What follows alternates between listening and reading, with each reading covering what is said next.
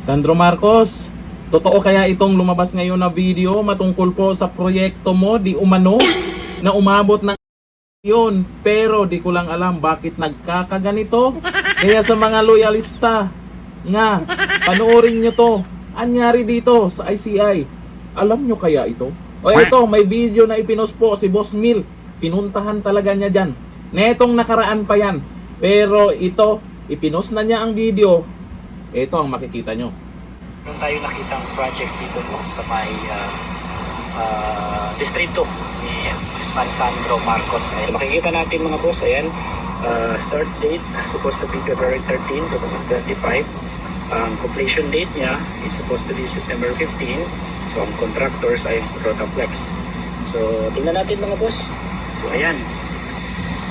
So Nangyari. ang bahala umusga mga boss kung tapos na ba. Kasi ngayon September 9 na, 2025. So sobra na si September 15. Pero ito Nangyari. ang project na ito as of November 7. So sa tingin nyo makakatulong kayo ito sa mga residente dito. So ito po, isa ito sa project po ni Congressman Sandro Marcos sa kanyang distrito po.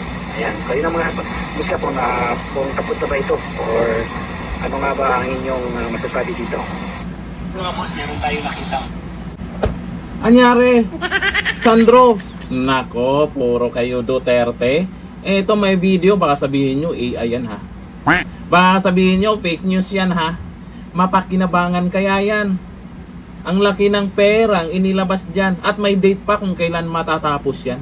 Anong petsa na nang nakuha na ng video yan?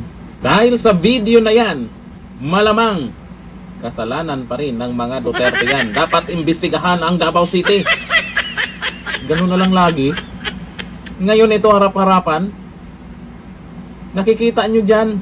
Ewan ko lang yung mga tao na nakatira dyan. Yung mga nandyan. May mga nakikita tayong namimingwit pa. Nagustuhan ba nila ang ginawa dyan? Yung mga nakakaalam na ito, malamang hindi pa binalita to. Marami nang nag-share sa videong to para naman magising ang karamihan na puro Duterte na lang ang tinuturo nila sa issue ng flood control o sa maanumalyang flood control project. Pero yung Ilocos, may ganito. Sabagay, hindi naman ghost project. Hindi naman siya ghost project. Hindi nga ghost project, kung ganyan yung ganyan yung makikita mo diyan.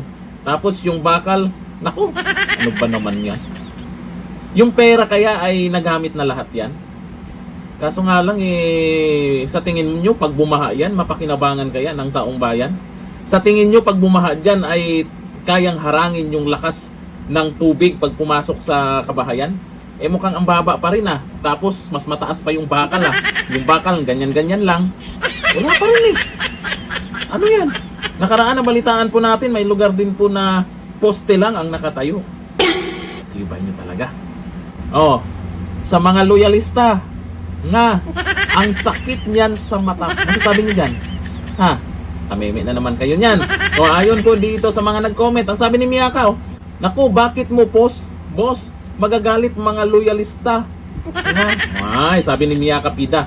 O sabi ni Expedito Tabay, nako, hindi pa tapos pero ang perang ginastos dyan, ubos na, ang liliit pa ng mga bakal na nilagay. Oo, makikita nyo yung bakal. Sus, yan ba ang flood control sa Ilocos? Yan ba?